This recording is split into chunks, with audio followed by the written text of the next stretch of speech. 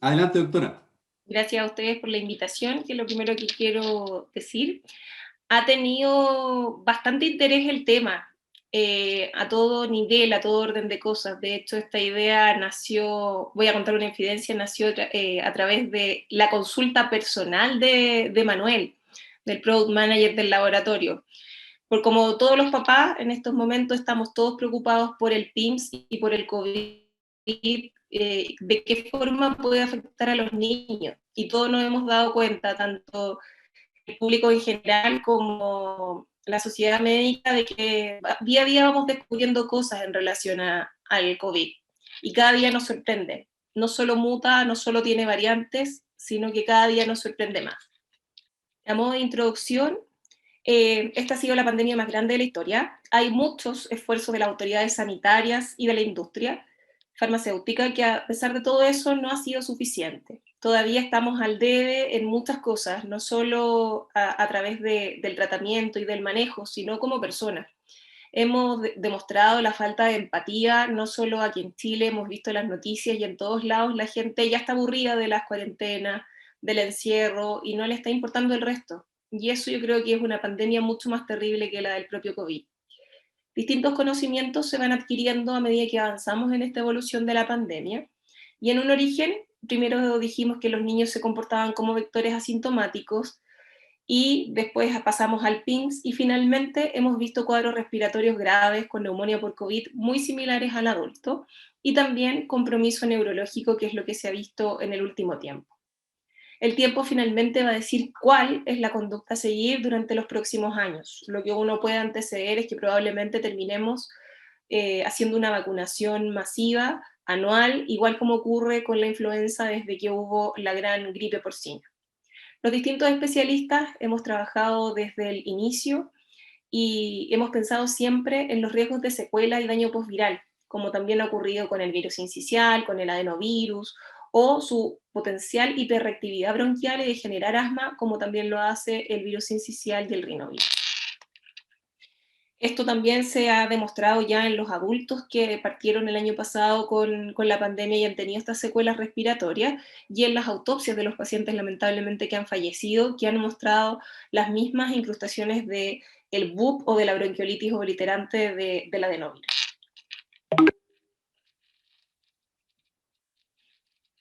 La infección por SARS-CoV-2 a nivel pediátrico ha mostrado distintos reportes, pero en general coinciden las distintas series con que hay un 10% de casos de COVID en niños y adolescentes. La infección aguda en pediatría ha pasado desde las características más leves, como una ira alta o un resfrío común, con muy poca hospitalización y muy baja mortalidad, excepto en estos cuadros más graves como el PIMS o las neumonías que han requerido ventilación mecánica en los últimos meses, que esto no se había visto en el año 2020. Entonces han tenido este cuadro variable que todos le temen del PIMS, que es caracterizado por la fiebre, que es lo que llama mente la atención, el compromiso hemodinámico, que puede llegar al shock, y el compromiso de otros órganos, por eso su concepto, su calidad de multisistémico, y que tiene muchos elementos que coinciden o que son similares a la enfermedad de Kawasaki, y que se ha presentado desde niños lactantes hasta adolescentes. Los casos, lamentablemente, que han sido más connotados o que han causado mayor sonoridad a nivel nacional han sido los de los adolescentes de 16 y de 19 años que fallecieron en regiones. ¿Cuál es la idea de todo esto? Y por eso también de esta presentación, es que si no sabemos reconocer el PIMS, no podemos diagnosticarlo y por lo tanto no podemos tratarlo, y es este diagnóstico y manejo precoz el que va a mejorar y va a disminuir la mortalidad de estos pacientes. Entonces, vemos que frente a esta aparición de este cuadro PIMS se plantearon distintos cuadros o distintos conceptos o distintas definiciones de PIMS según las distintas escuelas. La CDC planteó unos síntomas o una categorización, otros la OMS y otros el Colegio Real de Reino Unido.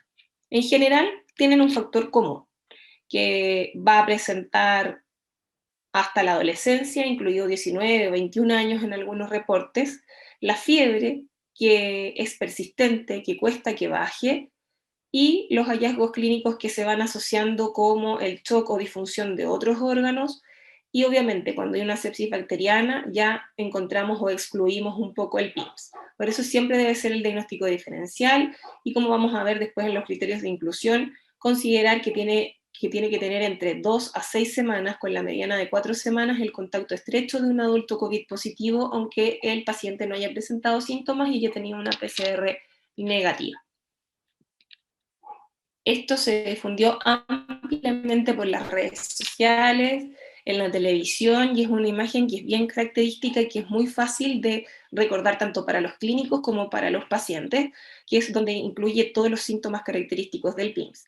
El edema de labios, que lo hace ser muy parecido al Kawasaki, el exantema, la adenofagia, los síntomas respiratorios que pueden o no estar presentes, los vómitos, el dolor abdominal, que también lo van a hacer diferenciarse de un abdomen agudo, el edema de manos y pies, la cefalea, que es una cefalea que no cede muy fácilmente, puede haber cierta letargia, cierta confusión y mucho compromiso de estado general con o sin fiebre presente. Esta conjuntivitis que es sin secreción, y este exantema polimorfo que muchos lo describen como sarpullido y que es bastante inespecífico, pero que es generalizado. Y las linfadenopatías, que también son con factor común con el Kawasaki. Finalmente puede presentar un compromiso cardíaco, y por eso que nunca hay que tratar de abandonar estos pacientes, y podrían tener desde la disfunción cardíaca, el síncope, la hipotensión y el shock, o una miocarditis como cualquier otro virus, como el adenovirus o la influenza, que habitualmente presentan miocarditis. En Chile, el PIMS, el último informe de marzo, se había notificado oficialmente 174 casos de PIMS por COVID-19, y 22 solo este año 2021. El 56,9% corresponde a hombres, con una mediana de edad de 6 años y con 3 fallecidos lamentablemente, determinando esta tasa de letalidad de un 1,7%. Para su enfrentamiento, como decía en la introducción, es primordial el reconocimiento precoz, la derivación oportuna y el manejo multidisciplinario hospitalizado en centros de alta complejidad. A modo recordatorio, eh, desde los inicios se empezó a entender la fisiopatología del contexto COVID en general, independiente si es en niños o adultos, con toda esta tormenta de citoquinas o estallido inflamatorio, y este es el recuadro resumen de esta fase como de respuesta inicial viral del estadio 1, infección inicial, el estadio 2 de la fase netamente pulmonar, y el estadio 3 de la fase hiperinflamatoria, donde podemos considerar el PIMS, y todo el descalabro de citoquinas que va asociado al daño y finalmente la muerte, los trombos, y que son comunes en niños y adultos. Esto es de la publicación, por si les interesa revisar, de nuestro capítulo completo de la revista chilena de neumología pediátrica de la sociedad a la que pertenezco, y publicamos en junio del año pasado una revista completa dedicada a todo el COVID-19 en niños. Esto también a modo de entender de que la tormenta de citoquinas comparte también interleuquinas que son comunes a muchas enfermedades inflamatorias, y que vamos a entender también por qué se van produciendo distintos daños con ciertos pacientes susceptibles.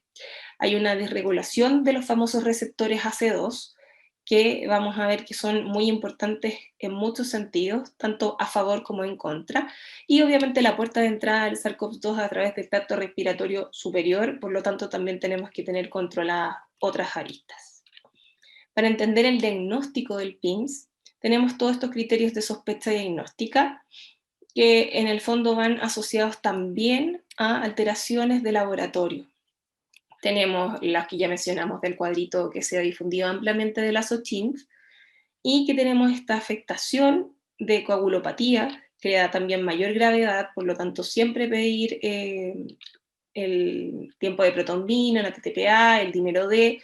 Cuando está mayor a 1500, sí o sí hay que estar atento a cualquier evento trombótico. La afectación gastrointestinal, con vómitos, diarrea, dolor abdominal y una elevación de PCR a rangos por sobre 50, que habitualmente nosotros hablamos de que puede ser bacteriano, pero con una procalcitonina que no necesariamente está tan elevada. Cuando sí está elevada, ya pensamos en que hay sobreinfección bacteriana asociada al cuadro de COVID. Y sin otras etiologías que expliquen este cuadro como eventual de abdomen agudo. Y obviamente evidenciar la infección de SARS-CoV-2 a través de la PCR, o de la serología o el nexo epidemiológico de este contacto adulto estrecho, que habitualmente son los padres o abuelos o cuidadores del paciente. Siempre considerar al diagnóstico y tomar los exámenes de primera línea en un paciente con fiebre mayor a 24 horas, que tenga una disfunción severa de uno o más órganos y un compromiso hemodinámico asociado con o sin síntomas de enfermedad de Kawasaki. Cuando nos alarmamos también con todo el tema del PIMS, muchas veces hicimos el diagnóstico retrospectivo, más que PIMS, era un Kawasaki atípico o un Kawasaki tradicional, porque vamos a ver que igual hay edades que se superponen y criterios clínicos que se superponen. Hay distintos fenómenos clínicos asociados, fenotipos clínicos, perdón, asociados al PIMS, y tenemos desde el cuadro que tiene síntomas bien vagos, inespecíficos, en que predominan la fiebre, el RATS y el compromiso gastrointestinal, que es como un PIMS más leve, que está sin enfermedad de Kawasaki y sin shock. El otro fenotipo es un cuadro que va haciendo un poquito mayor gravedad, en que tiene un cuadro febril que está asociado a elementos de Kawasaki con 2 o más criterios, sin compromiso hemodinámico. Entonces, como un PIMS con Kawasaki sin shock. Y en el tercer lugar está el shock con miocarditis con o sin elementos de Kawasaki, pero o con compromiso gastrointestinal, que es este PIMS con shock o miocarditis, y finalmente el shock asociado a esta tormenta de citoquinas y falla multiorgánica con o no la presencia de un síndrome de activación macrofágica, que también le va a dar mayor gravedad. ¿Cuáles son los diagnósticos diferenciales? Precisamente la enfermedad de Kawasaki, la sepsis bacteriana, el abdomen agudo. Muchas veces llegan con tal dolor y se les pide ecografía o escáner abdominal y el apéndice está absolutamente normal, no tiene compromiso de otras, o sea, que indiquen apendicitis aguda, como el aumento de la grasa periapendicular o líquido libre, y por lo tanto ahí se pueden hacer los diagnósticos diferenciales y pensar en PIMS siempre, porque como es lo más contingente el COVID en esta época, preguntar el nexo epidemiológico del COVID, y aunque no esté directamente, indagarlo. Obviamente otras infecciones virales, como ya hemos visto en los últimos reportes del ministerio, ya están apareciendo virus sincicial, influenza y rinovirus. El rinovirus ha aumentado por sobre lo que fue el año pasado con toda la cuarentena controlada, con los niños en sus casas y sin haber ido a colegio en ningún momento del año. Y obviamente el síndrome de activación macrofágica o la histolinfestocitosis. ¿Qué diferencias clínicas? Tenemos ciertas diferencias, principalmente con el origen, la edad promedio del Kawasaki habitualmente es 3 años y va de los 6 meses a los 5 años, y la mediana de edad del PIMS es de los 9 años, yendo también de los lactantes o menores de 1 año hasta los 19 años los adolescentes o adultos jóvenes. Síntomas gastrointestinales son muy raros en la enfermedad de Kawasaki y muy frecuentes en el PIMS. El shock obviamente es mucho más frecuente en el PIMS, y 5% de los Kawasaki presentan shock, y las alteraciones de las coronarias también son variables, pero también es más frecuente en el PIMS. Los parámetros inflamatorios son mucho más elevados en el PIMS también. La linfopenia es muy rara en el Kawasaki y muy frecuente en el PIMS. La necesidad de UPC, muy rara en el Kawasaki, muy frecuente en el PIMS. O sea, más del 80% de los pacientes llega y requiere una monitorización en una unidad de paciente crítico pediátrico. La resistencia a la inmunoglobulina es mucho más baja en el síndrome de Kawasaki, máximo un 20%, y está alrededor del 25% en el PIMS, y la mortalidad es un poco más alta también en el PIMS, que siendo un 2%, igual no es tan alta, pero con toda la alarma que está causando todo esto es considerable, a diferencia del mismo Kawasaki o de otras enfermedades graves en niños. ¿Cuáles son los criterios diagnósticos para recordar que también existe el síndrome de activación macrofágica? Al menos 5 de estos 8 criterios: fiebre, esplenomegalia, las citopenias en general, la hipertrigliceridemia o la hipofibronogenemia, los triglicéridos por sobre 300 y el fibrinógeno menos de 1,5, hemafagocitosis documentada en médula ósea, vaso y ganglios linfáticos, baja o nula degranulación de las células natural killer, La ferritina elevada, que también está en general asociada a un COVID de peor pronóstico tanto en niños como en adultos, y el CD25 soluble mayor a 2400, que obviamente no está disponible en la mayoría de nuestros centros públicos del país. ¿Cuál es el laboratorio inicial cuando nos enfrentamos a una sospecha de PIMS? Tenemos exámenes que son en la fase de diagnóstico de primera línea, exámenes que son para ver la gravedad de este cuadro y exámenes también que son para hacer el diagnóstico diferencial. Los de primera línea, siempre el hemograma completo con VHS y PCR cuantitativa en sangre, las pruebas hepáticas, que suelen estar alteradas, el perfil bioquímico, específicamente la albúmina, el LDH y la ferritina por la gravedad, las pruebas de coagulación, incluir y no olvidar el dímero D, los gases y los electrolitos, la función renal, las enzimas cardíacas, que también se han visto elevadas en los pacientes pediátricos, siempre con un electrocardiograma inicial, y obviamente el paciente que está monitorizado invasivo y no invasivo en una UCI va a tener una electrocardiograma continuo de 24 horas de monitorización, y el estudio específico del SARS-CoV-2, tanto la PCR como la serología.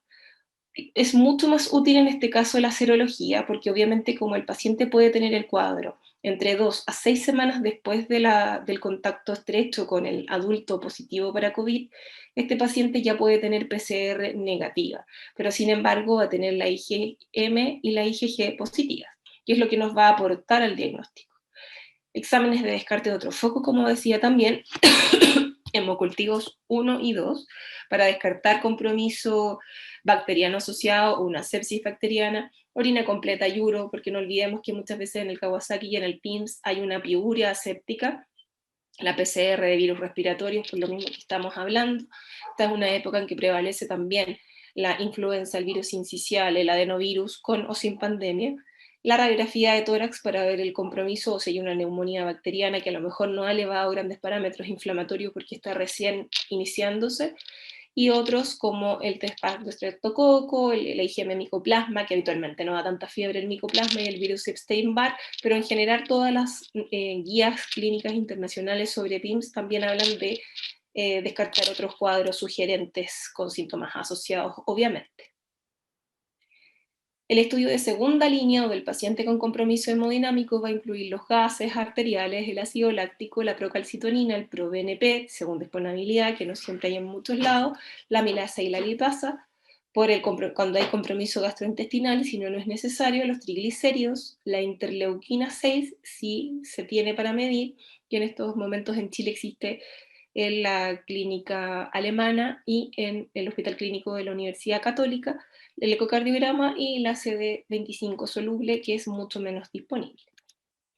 La evaluación cardiovascular de los pacientes con COVID y PIMS siempre debe incluir y no debe olvidarse, porque son también lo que va a dar la gran morbimortalidad y las secuelas posteriores al cuadro agudo y a la gravedad en UCI. Entonces, si no tenemos Kawasaki-Choke dentro de las 48 horas y las troponinas están en ascenso y el electrocardiograma anormal, hacer ecocardiograma. Si está normal, hacer seguimiento y repetir el electro y el eco en 14 días. Si tiene las troponinas en ascenso y el electro está anormal, descartar miocarditis, pericarditis, valvulitis y arritmia con un ecocardiograma. Si está normal, volvemos a repetirlo entre 7 y 14 días. Si está normal, hay que pedir eco y electro de seguimiento, troponina y pro-BNP cada 48 horas para hacer una curva de enzimas cardíacas igual que en el infarto. El shock también hay que partir siempre con un electrocardiograma inicial, con un ecocardiograma y con las enzimas, hacer el seguimiento y el control diario según la respuesta terapéutica. Y en el fenotipo exclusivo de Kawasaki, también partir siempre con este mismo inicio de estudio cardiovascular.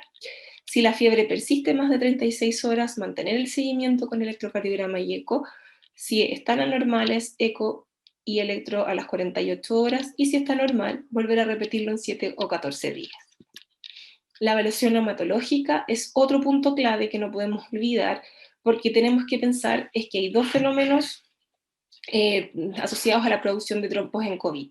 Una es esta respuesta a esta tormenta de citoquinas que va a activar también la parte protrombótica o neuroepitelial, y cómo se ha asociado ampliamente en los adultos, pero acá exclusivamente en el PIMS existe una hiperinflamación más un compromiso endotelial exclusivo, por eso también el edema, el exantema y todo el descalabro cardiovascular asociado. ¿Qué cosas nos deben llamar la atención cuando tenemos un dímero D inicial alterado, elevado, un tiempo de protrombina prolongado y una trombocitopenia? O durante el curso de la evolución del paciente en que nuestro paciente empiece a presentar signos de trombocitopenia como petequias, epistaxis y sangrados de algún tipo, y obviamente empiece con dolor torácico, se pida dímero D y también esté elevado. Sí existe amplia recomendación de profilaxis de anticoagulación en adultos por las distintas guías clínicas, y en niños pasa un poquito más como la mayoría de nuestras cosas extrapoladas desde el adulto y también por consenso de expertos. Y la recomendación de profilaxis de anticoagulación es con heparina de bajo peso molecular o enoxaparina, 1 miligramo por kilo dosis una vez al día, y ante la sospecha de trombosis ya se hace dosis de tratamiento con 1 miligramo por kilo cada 12 horas a nivel subcutáneo. Con respecto al seguimiento, lo podemos hacer si es que está disponible con antifactor 10 activado, cuyo nivel debiese estar entre 0,5 a 1,0 unidades por mililitro. Yo tengo un conocimiento, por lo menos cuando nosotros lo pedimos en el hospital, que el antifactor 10 activado está en el Hospital Clínico de la Católica y es ahí donde tenemos convenio. Y este control y seguimiento debe ser hecho por hematología durante todo el tratamiento y también al alta post-cuadro de PIMS. ¿Qué cosas vamos a considerar en el tratamiento del PIMS?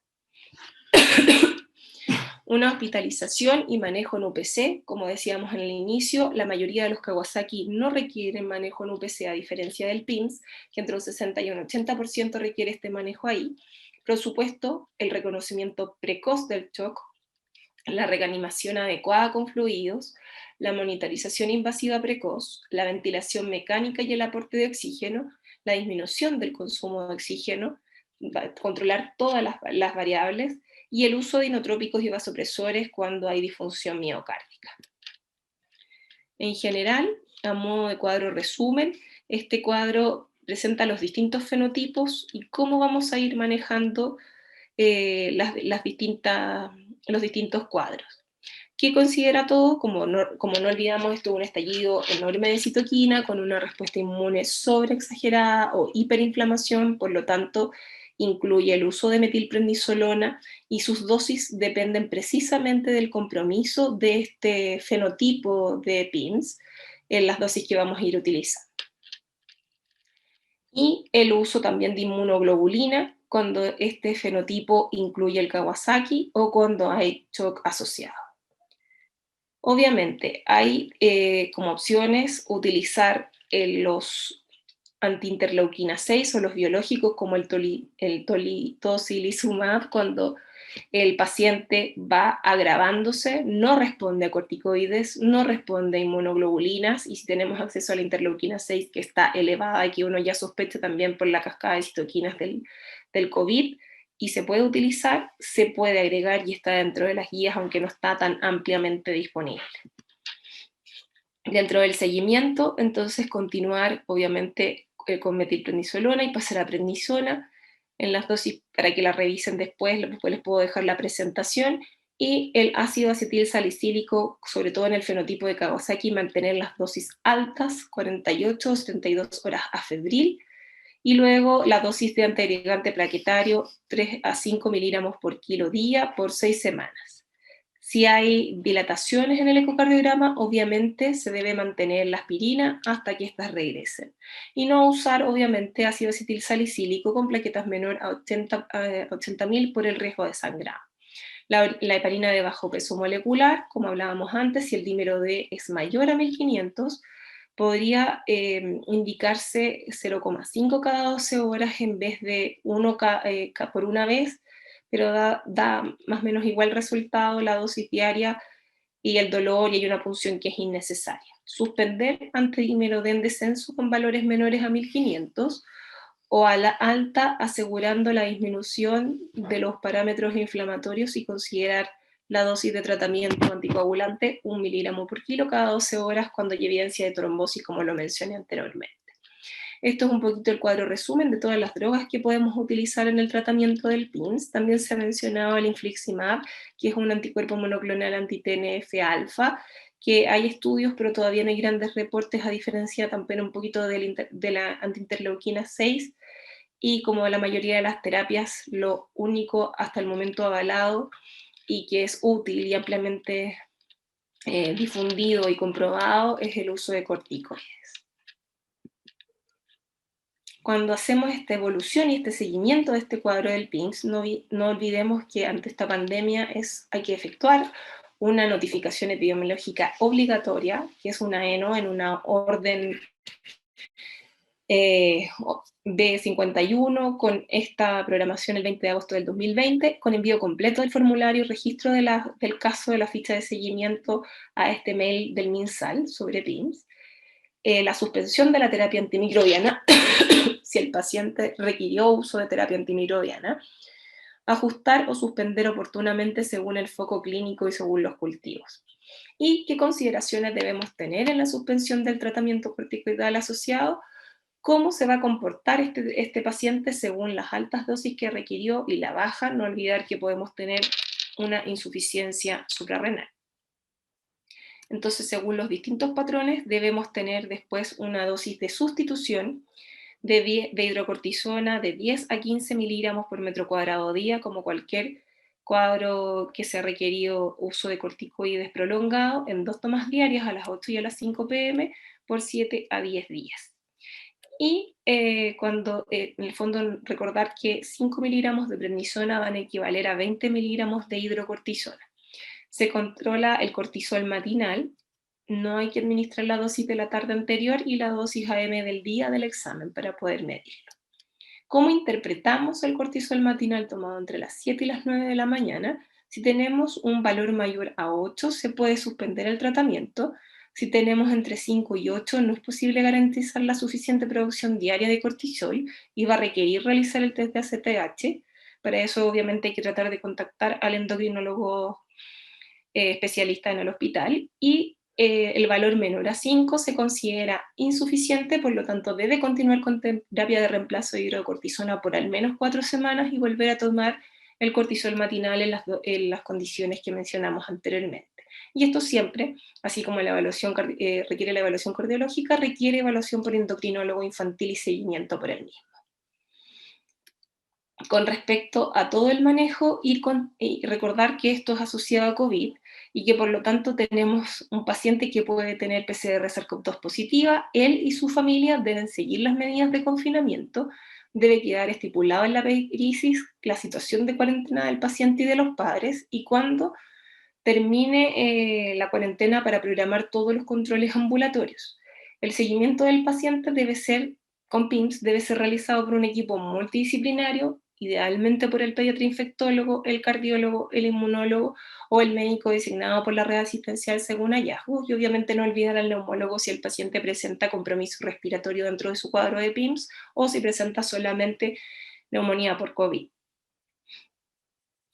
Para el seguimiento ambulatorio se sugiere un primer control entre los 7 a 14 días con reevaluación de los exámenes y hemograma completo, la PCR, la ferritina, el ProBNP si es que tenemos disponible y estaba alterado, el dímero D y los seguimientos de otras anormalidades específicas según el caso.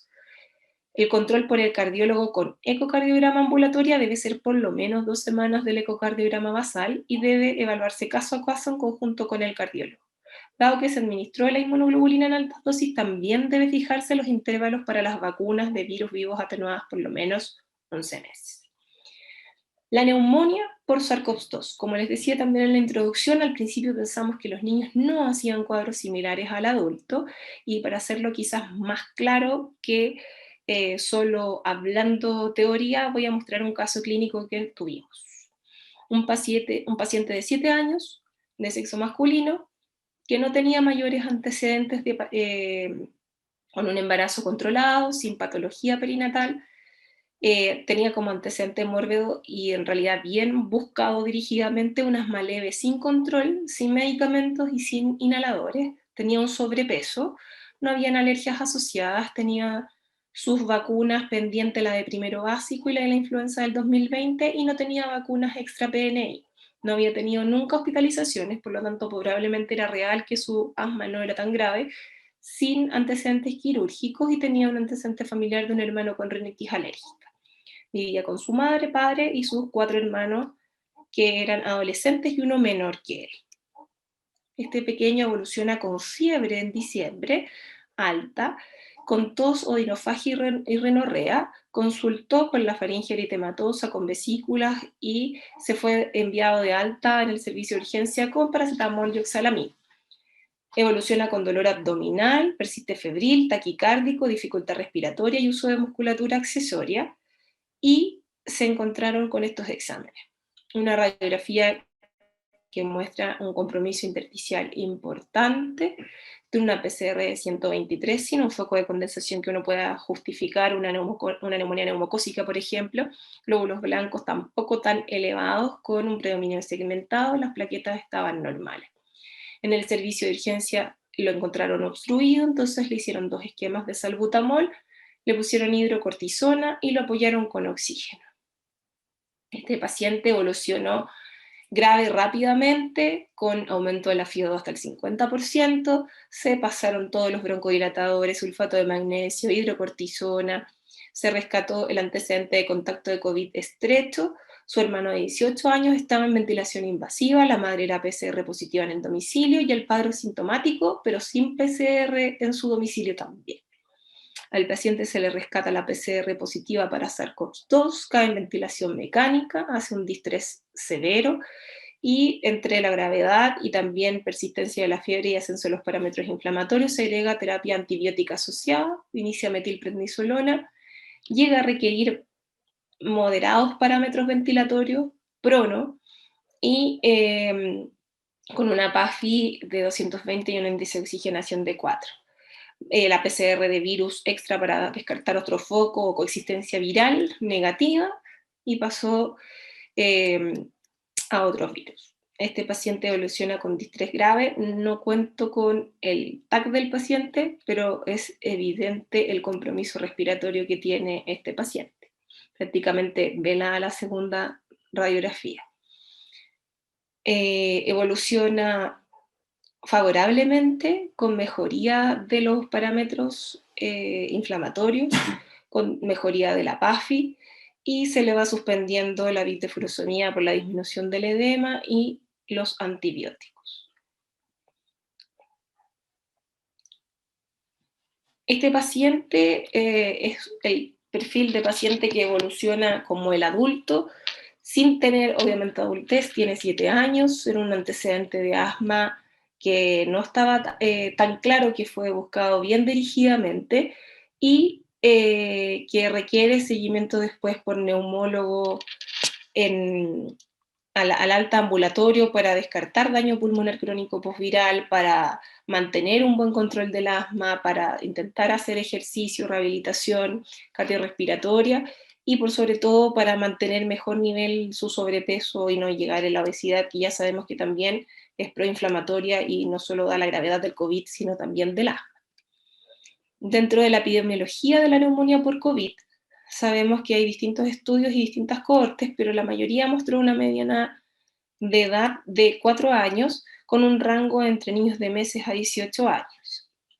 Se presentaron de distintas formas, se presentaron como neumonias sobreinfectadas, neumonias con un solo virus y con distintas opciones de tratamiento. Hay pacientes que requirieron incluso el uso de antivirales, que después obviamente durante el desarrollo de la pandemia vimos que se nos cayeron dentro de su tratamiento, lo mismo que la hidroxicloroquina, y se demostraron las distintas evoluciones. Los niños, que cada vez aparecieron mucho más casos de los que en las cohortes anteriores habían mostrado, o que solo mostraban el PIMS, o que eran vectores virales, y empezaron a tener también más días de evolución de los síntomas. Si nos acordamos el caso que presenté, fue muy rápida su evolución. ¿Y qué asociación tenemos del asma asociado al COVID-19? Se postularon muchas cosas. En un principio pensamos como en la influenza, que se asocia a un peor pronóstico, pero en realidad el que tiene peor pronóstico es el paciente como nuestro paciente que no estaba tratado. El paciente que está tratado por asma habitualmente tiene una menor expresión de los receptores AC2, que es lo que ha mostrado actualmente la evidencia, que es como una teoría más que realidad, el efecto protector de los corticoides inhalados, el efecto protector de cuando se ha realizado una inmunoterapia y de las terapias biológicas. Los pacientes que están con terapia biológica tienen mucho menor respuesta inflamatoria y obviamente estos pacientes tienen que tener un control y un seguimiento por el neumólogo. Las diferencias entre los cuadros de distrés en general entre adultos y niños van a mostrar en general la mayor gravedad, pero también se muestran que tienen más o menos 7 días de evolución para llegar a la falla importante. Y los infiltrados habitualmente también son muy similares, como mostró este paciente. Con respecto a las recomendaciones del paciente, del manejo respiratorio del paciente pediátrico, se postularon también distintas cosas durante la pandemia. Hablamos del riesgo de aerolización de las nebulizaciones, pero siempre costo-beneficio hay que evaluar las situaciones. El riesgo de aerolización de la misma ventilación invasiva, de la no invasiva, y después se fueron adaptando ciertas formas y se iban poniendo o filtros o mascarillas a los mismos dispositivos. Y este es un cuadro resumen en general de cómo es el manejo del distrés severo en COVID, de un artículo más reciente sobre el distrés en COVID. ¿Qué hay sobre los corticoides inhalados y el COVID-19? Han salido distintos estudios con distintas cortes y principalmente son de Reino Unido, y lo que muestran es que en el fondo, más que servir el corticoide inhalado dentro de los días iniciales del manejo del COVID respiratorio, lo que sirve es el tratamiento adecuado y la buena adherencia al tratamiento del asmático, que es lo que estamos diciendo en estos momentos. ¿Y qué hay con respecto a la afectación neurológica del SARS-CoV-2 en niños? Hay diferentes escenarios. Hay que entender o dilucidar dentro de los próximos años o de la evolución de la pandemia si esto es un virus neurotropo versus un virus neuroinvasivo, saber que también los receptores AC2 están dispuestos en distintos tipos neuronales, por eso también los síntomas que da el COVID más en adultos que en niños, el de la pérdida de olfato y la pérdida de gusto, y pueden presentar desde el ADEM o otras enfermedades desmelinizantes como el PIMS con síntomas neurológicos, a un Guillain-Barré, que es la mayoría, como otros virus, también producen, el stroke o infartos en general, trombosis, y también no olvidarnos que los niños epilépticos habitualmente con cualquier virus que es neurotropo o neuroinvasivo puede descompensar su epilepsia de base y llegar con un estatus epiléptico. ¿Qué podemos hacer ante todo este descalabro y todas las enfermedades que puede provocar el COVID, tanto en niños y adultos? Lo que hemos escuchado desde el día 1 del inicio de la pandemia, que es obviamente el lavado de manos frecuente, lavado de manos con agua y jabón, ojalá en un tiempo mayor a 2 minutos, incluir hasta los codos, si no en su defecto usar alcohol gel. El uso adecuado de mascarillas, cuando me refiero a uso adecuado, es con buen selle, que ocupe la nariz y que ocupe la boca, que no haya filtraciones, no sirven estas de plástico, no sirven estas de género, están aprobadas las mascarillas quirúrgicas, las N95 y las KN95. No olvidar el distanciamiento social, mantener los aforos y las recomendaciones lógicas permitidas en los centros de trabajo y en el domicilio. El ejercicio, que es fundamental porque también disminuye la cascada inflamatoria, disminuye la interleuquina 6, el TNF-alfa, que son parte de estas citoquinas de la cascada inflamatoria del COVID, una alimentación saludable, el control de las comorbilidades, como lo hemos dicho hasta el cansancio, y también fueron los primeros pacientes en recibir vacuna o en recibir protección o en haber sufrido COVID más grave, que incluye las enfermedades cardiovasculares, las enfermedades metabólicas y obviamente las enfermedades respiratorias crónicas.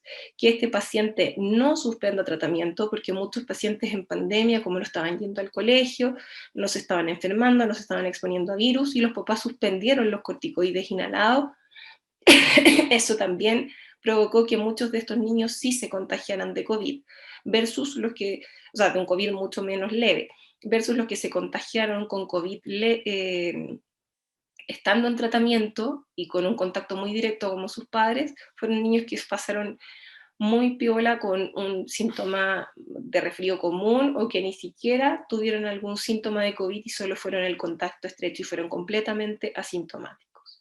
Obviamente las vacunas, que es donde hemos colocado todos nuestros esfuerzos a nivel mundial, distintos laboratorios sacaron distintos tipos de vacunas ampliamente conocidas, las de vector viral, de adenovirus, como Janssen y AstraZeneca, la CoronaVac, la famosa vacuna china que todos llaman, y la de Pfizer, que es esta innovadora de ARN y que también le temen porque es muy nueva y todas las aprensiones de los antivacunas y de la gente con esta alarma mundial. Y por supuesto, los inmunomoduladores que no están de más utilizar y mencionarlos. Con respecto a las vacunas, como ya mencioné, las vacunas que ya estaban, el gobierno utilizó para proteger a los niños, porque no se pueden vacunar, hay que entender que los mayores de 16 años se pueden vacunar, de 16 a 18 años con la vacuna de Pfizer y de 18 años hacia arriba con CoronaVac. La estrategia Capullo es para proteger a los menores de 16 años que tienen, en una primera instancia se utilizó en febrero y marzo para los pacientes que eran inmunocomprometidos, o trasplantados, oncológicos, o con terapia inmunosupresora, que incluía a 4 miembros de la familia, 4 cuidadores o 4 contactos cercanos mayores de 18 años que por esta estrategia capullo y por vacunación en rebaño íbamos a proteger a este paciente que tenía riesgo y que no se podía vacunar por edad. Y posteriormente apareció la estrategia hacia fines de marzo de cubrir a los NANEAS, donde se involucran a todos los pacientes que tienen necesidades especiales, ya sea niños cardiópatas, niños enfermos pulmonares crónicos, fibrosis quística, daño pulmonar crónico postviral, asma severa, los niños neurológicos con parálisis cerebral o daño neurológico importante, los niños ventilados crónicos en su domicilio, y todos estos niños reciben una protección indirecta al vacunar a su núcleo familiar. Con respecto a los inmunomoduladores, perdón, la vitamina D no hay que olvidarla, cada vez se le han adquirido más propiedades a la vitamina D. Sabemos que es un inmunomodulador que está asociado a una mejoría de estado del ánimo, que está asociado a un asma de peor pronóstico y que está asociado también a una recurrencia de infecciones respiratorias recurrentes, desde las más básicas hasta las más graves, en los pacientes que tienen déficit o insuficiencia de vitamina D. En el mismo COVID grave también se asoció a que el COVID de peor pronóstico fue en los pacientes con niveles de vitamina D bajo. La vitamina C, que es ampliamente conocida a nivel local y más allá de lo médico por sus propiedades asociadas a la inmunomodulación, pero que también ahora no están de más recordar que con todo este evento protrombótico también se utiliza vitamina C en el manejo del COVID grave, que lo han utilizado más los adultos, y nos tocó verlo a los que nos tocó manejar COVID en adultos en la pandemia el año pasado. La citromicina, que también tiene su efecto inmunomodulador y de respuesta, que al principio llegó como parte de las salvadoras del COVID junto con la hidroxicloroquina, y en realidad la citromicina ha tenido su cabida en los pacientes que específicamente se benefician de ella o que tienen coinfecciones asociadas, o un estado basal como los niños con fibrosis quística o bronquiectasias de otra causa. Y finalmente, los inmunoestimulantes, en que tenemos una gran variedad en el mercado y que son los que nos pueden presentar una alternativa distinta, protectiva y sin mayores efectos colaterales. Para recordar un poquito del efecto o cómo nos pueden beneficiar los inmunoestimulantes, hay que recordar que nuestro sistema inmune es muy, muy, muy complejo y es altamente desarrollado, y que su papel principal siempre es buscar y eliminar los invasores. No solo infecciones, sino la respuesta autoinmune exagerada y cuando también se va hacia el otro extremo, hacia la parte oncológica. Recordar que tenemos el sistema inmune innato y el sistema inmune adaptativo, y que sus principales diferencias o características es que la inmunidad innata va a activar contra todo intruso. Hay citoquinas, células fagocíticas, los neutrófilos, macrófagos, los natural killer, y la respuesta máxima, inmediata y constante durante la respuesta. Y no genera memoria inmunológica, a diferencia de la respuesta inmune adaptativa, que es una respuesta dirigida contra patógenos o antígenos específicos, los linfocitos B, los plasmocitos, los linfocitos T cooperadores y los T citotóxicos, y el periodo de tiempo entre la exposición y la respuesta máxima a este agente atacante.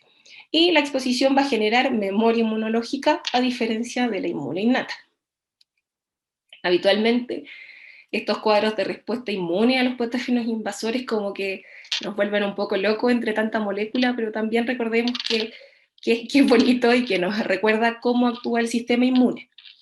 Entonces, podemos ver que están los linfocitos T de respuesta adaptativa y que también están asociados a la baja de linfocitos que sí ocurre en el COVID.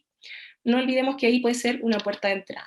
Las interleuquinas o el control de esta secreción de citoquinas elevada que también produce el COVID y el interferón. Por lo tanto, entre la mediación de la respuesta Th1-Th2 o la nivelación, nos podría dar una mejor oportunidad de tener más elementos para poder prevenir sobre un COVID grave. Entonces, también esto es un poquito de resumen, que esto habitualmente la inmunidad innata es casi inmediata, en horas, y finalmente la respuesta inmune adaptativa se puede demorar días y en el tiempo de acción hasta la infección. Y vamos a generar anticuerpos, que es lo clásicamente descrito asociado a los linfocitos B, y los linfocitos T cooperadores y los citotóxicos que van a ir a ayudar al huésped. ¿Qué es importante recordar del sistema inmune durante la niñez? Es que la capacidad de este sistema es más difícil que respondan a las infecciones de una manera más oportuna y adecuada. Todavía no alcanzan todo su potencial. Hay una inmunidad innata que es inmadura y una inmunidad adaptativa que es inmadura. Entonces, por lo tanto, tenemos menor producción de citoquinas, por eso que algunos de estos pequeños no presentan gran COVID grave, y hay un menor número y menor efectividad de las células dendríticas y inmadurez de las células presentadoras de antígenos.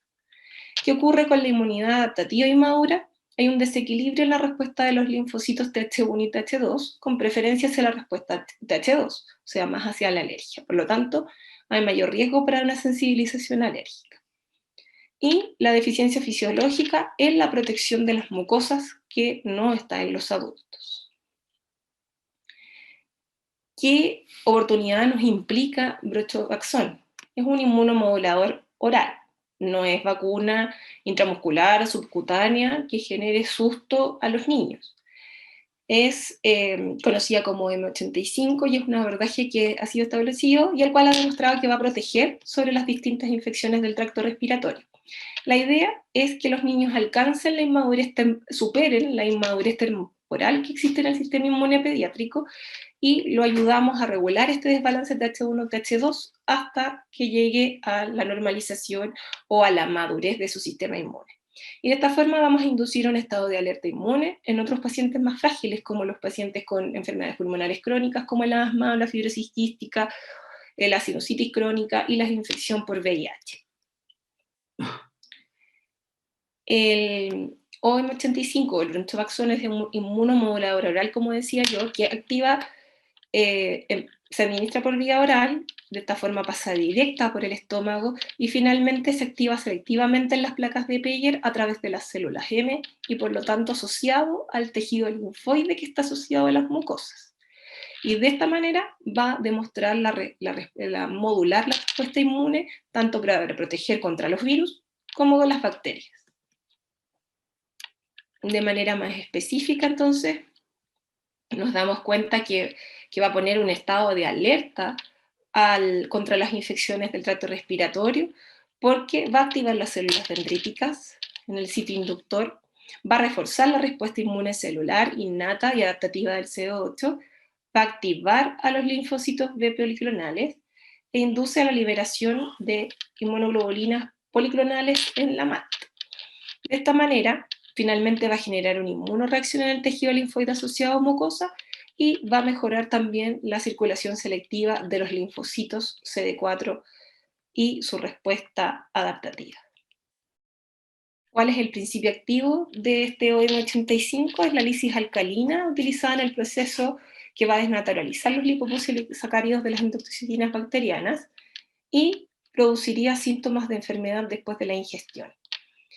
Experimentos in vivo van a sustentar la estabilidad química de estos ingredientes activos bajo condiciones ácidas o básicas, y el proceso específico de la extracción del OM85 libera los ingredientes activos capaces de estimular las células inmunes intestinales, tal como se ha demostrado en la prueba in vivo.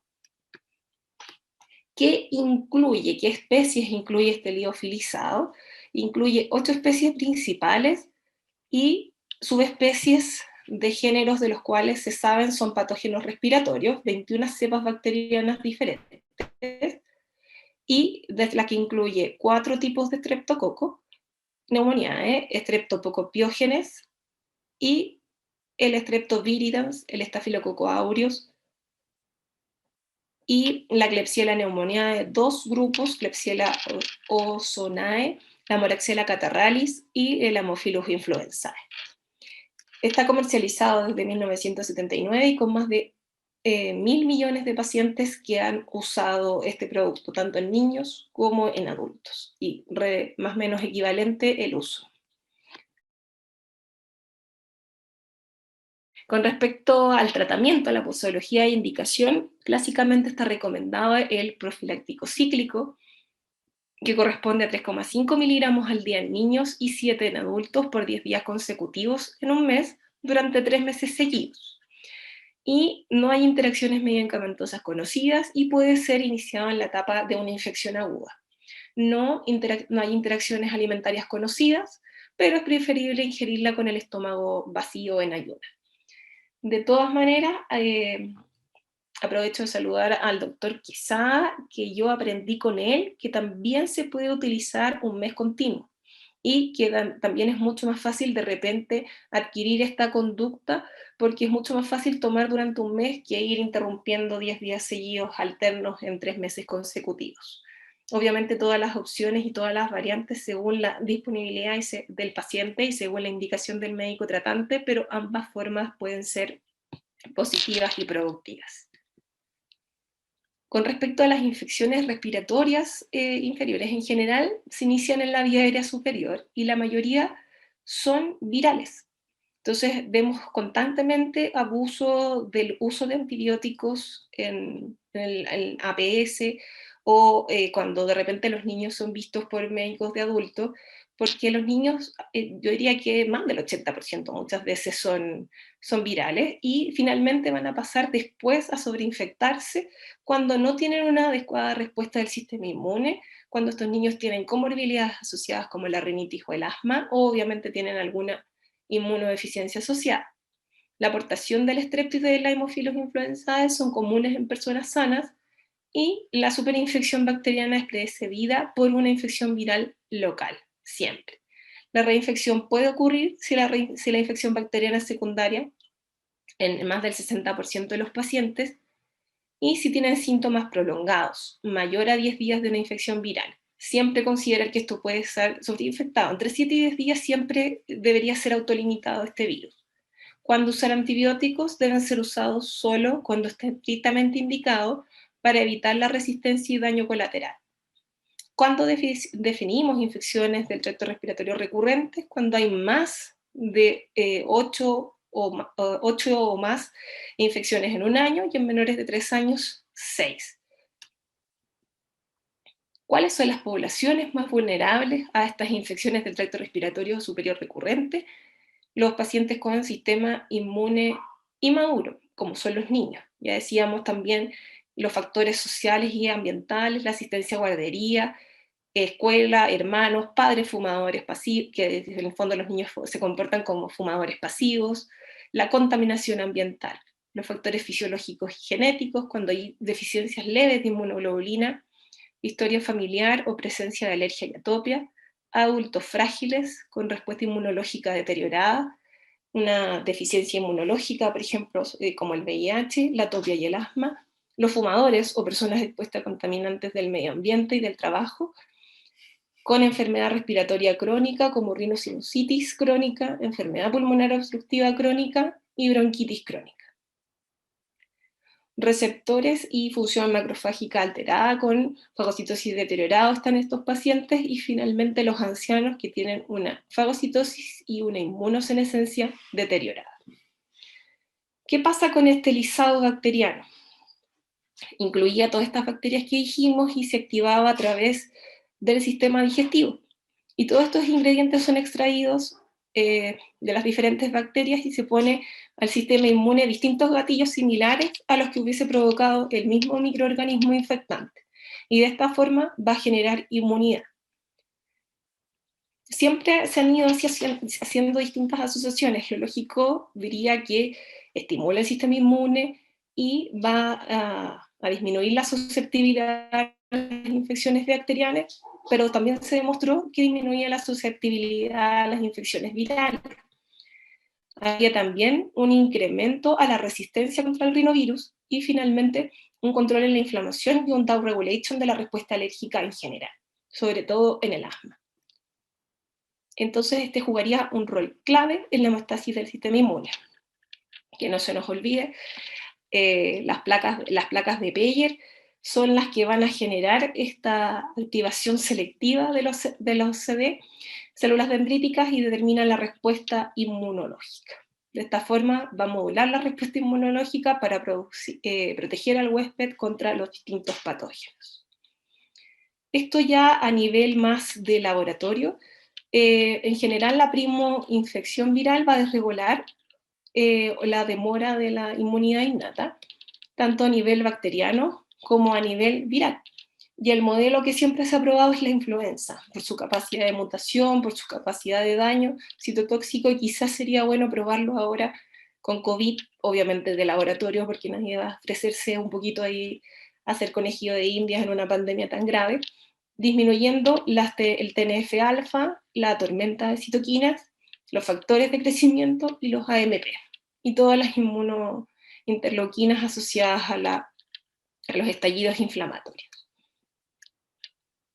De esta forma, lo que hace es disminuir la carga viral en los pulmones, demostrando su efecto antiviral, y lo mostró también con la asociación de virus. Por ejemplo, aquí los pacientes los ratones, en fondo, que tuvieron infección, virus y bacteria y recibieron placebo, el 100% falleció. Los que tuvieron virus y bacteria asociada con el consumo del inmunoestimulante, el 50% sobrevivió. Y obviamente los que tuvieron solo infección bacteriana o solo infección viral solamente, el 100% vivió. Y esto se mostró a los 5 días post-infección y a los 10 días post-infección. La investigación de la actividad de este OM85 antibacteriana puede ser sola o después de una infección viral. Por eso que se prueba siempre con la asociación de influenza o del Streptococcus pneumoniae. Pero en el fondo va a reducir considerablemente la susceptibilidad a la sobreinfección bacteriana de este cuadro viral original. Y en ex vivo se mostraron en biopsias humanas de medicina translacional el impacto disminuyendo las partículas virales en la superficie pulmonar. Esto se probó en adultos sanos como controles con pacientes con asma y en pacientes con EPOC. Y en todos mejoró la relación de las células bronquiales en los cultivos y la disminución de la carga viral en la superficie del epitelio respiratorio.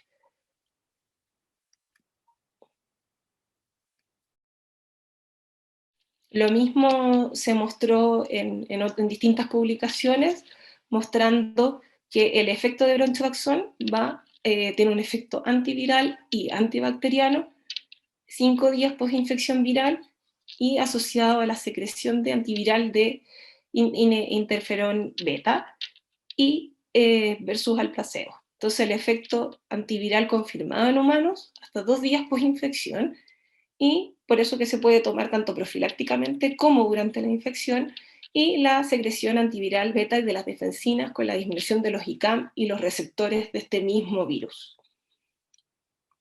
De esta manera va a disminuir la resistencia de la vía aérea, disminuyendo los infiltrados pulmonares celulares y toda esta producción de interleuquina 10 y de todas estas células que van a potenciar la eosinofilia pulmonar y el mucus. Entonces también disminuye las molestias típicas y la implantación de estos infiltrados eosinófilos a nivel pulmonar. ¿Qué factores de riesgo están asociados, como mencionábamos antes, en las infecciones recurrentes a modo de recuerdo? El género masculino se ve más afectado por las infecciones respiratorias recurrentes, la escasa o la nula lactancia materna, la abundante secreción nasal, como lo tienen los pacientes con rinitis alérgica o sinusitis crónica, la edad infantil por la inmadurez natural del sistema inmune y los ancianos o los inmunodeprimidos de forma secundaria, el tabaquismo pasivo, las guarderías y jardines, la alergia a la estacionalidad, el uso de chupete, la genética, por supuesto, la flora nasofaringia, tener otros hermanos, y la baja dosis de vitamina D, como habíamos mencionado antes también. Este es un estudio que mostró el uso de bronchovaxón en 116 niños con una edad mayor a 6 meses y con un rango de 6 meses a 19 años, en que se comparó la recurrencia de infecciones respiratorias. El tratamiento duró 6 meses, perdón, el estudio duró 6 meses, 3 meses de tratamiento y 3 meses de seguimiento, y mostraron esta dosis de 3,5 en los niños, los casos que recibieron el OM85 versus placebo, que fue un número más o menos similar. ¿Cuál fue el primer approach que hicieron? Fue demostrar que la frecuencia de las infecciones recurrentes y de las infecciones del tracto respiratorio, cómo se comparaban en los dos grupos, y los otros parámetros de estudio fueron la proporción de los pacientes que estuvo libre de infecciones y de uso de antibióticos, porque también otro efecto asociado es que mejora la resistencia, o más bien dicho, disminuye la resistencia antibiótica el uso de inmunoestimulantes. Y se vio que en el primer mes 10 días, en el segundo mes 10 días y en el tercer mes 10 días, en el esquema habitual, la recurrencia fue mayor a 3 episodios en infecciones en los últimos 6 meses, en los pacientes que no recibieron el inmunoestimulante. El objetivo secundario, se vio que el número total de infecciones fue 35% o menos en OM85. El 39,5% de los pacientes estuvo libre de infecciones comparado con el 16,5% del placebo, con un P bastante significativo. Y obviamente las diferencias también estaban con otros parámetros. El uso de otros tratamientos, el uso de antibióticos como punto de comparación. Los patógenos virales causantes de bronquiolitis cada vez han ido adquiriendo mayor importancia, o de SBO, primer episodio, como lo queramos llamar. Ya no es solo el virus sincicial, adquiere una gran importancia el rinovirus, y probablemente, como aquí está mencionado con anterioridad, los otros tipos de coronavirus humanos, quizás habría que incluir al SARS-CoV-2. Solo la evolución de la pandemia y la evidencia lo dirá, pero lo más probable es que así sea. El riesgo de asma a la edad de 6 años en niños con sibilancias durante sus primeros 3 años debido a virus sincicial y rinovirus es 2,6 veces de incremento del riesgo del asma a esta edad, y por eso también se ha asociado la disminución de este riesgo con el uso de inmunoestimulantes. Y como digo, también en la diapositiva anterior, quizás habría que incluir aquí al SARS-CoV-2 con sus espículas como otro potencial desencadenante de crisis asmáticas en pacientes susceptibles.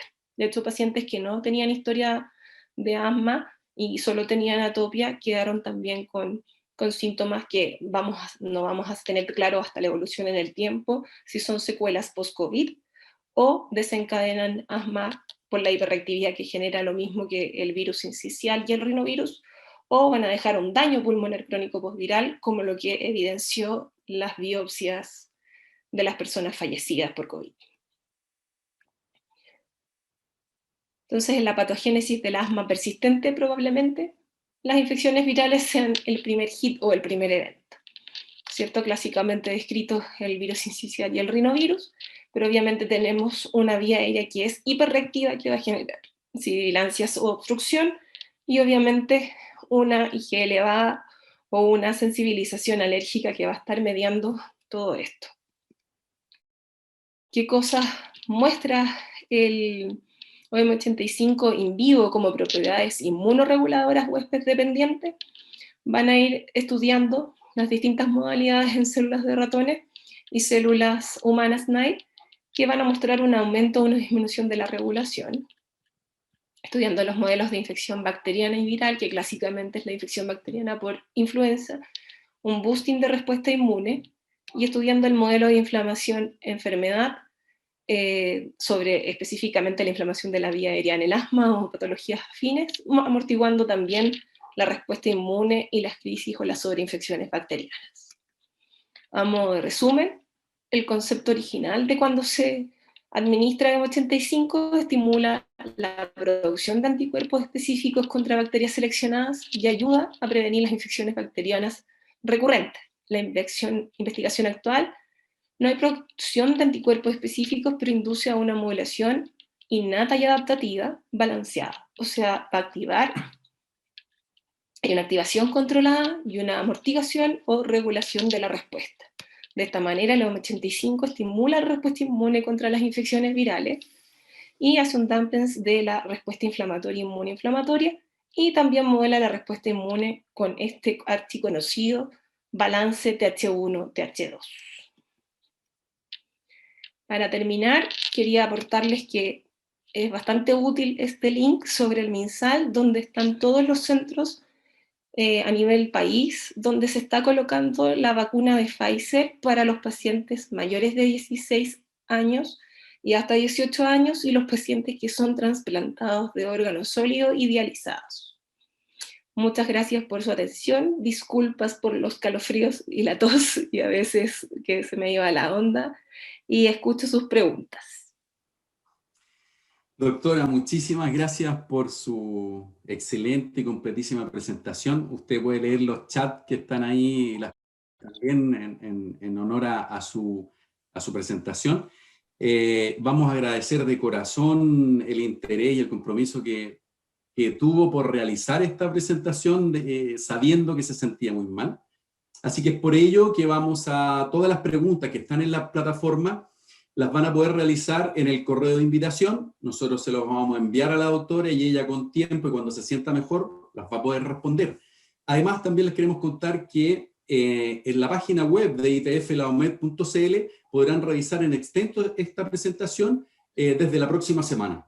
Por lo tanto, doctora, la verdad que puede tener un minuto para despedirse de esta multitudinaria audiencia, y por supuesto que agradecer el compromiso que tuvo con nosotros también, y por supuesto con los más de 350 personas que estuvieron con nosotros.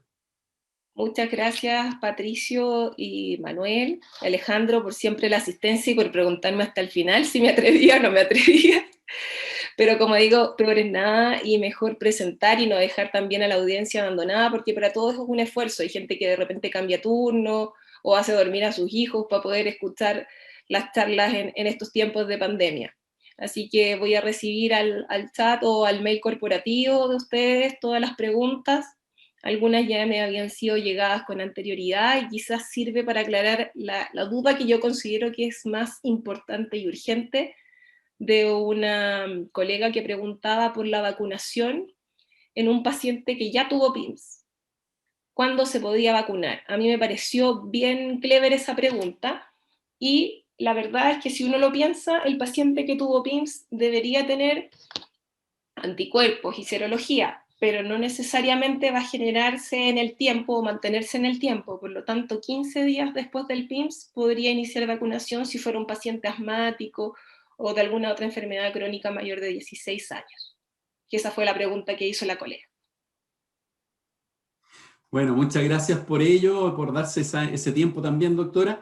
Bueno, y decirle a toda la multitudinaria audiencia que estuvo hoy día en este seminario web y acompañando a la doctora Gemma Pérez, muchas gracias en nombre del Laboratorio ITF La OMED y su división respiratoria, y nos vemos en una próxima ocasión con un tema tan relevante como este también. Así que muchas gracias y buenas noches. Muchas gracias a todos.